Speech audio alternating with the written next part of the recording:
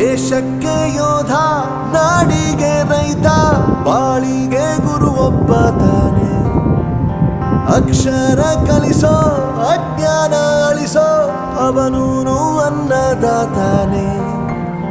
ತಪ್ಪು ಸರಿಯ ತಿದ್ದಿ ತಿಳಿ ಹೇಳಿ ಸಮಬುದ್ಧಿ, ನಮ್ಮ ಚಿತ್ತ ಶುದ್ಧಿಯಾಗೋ ಹಾದಿ.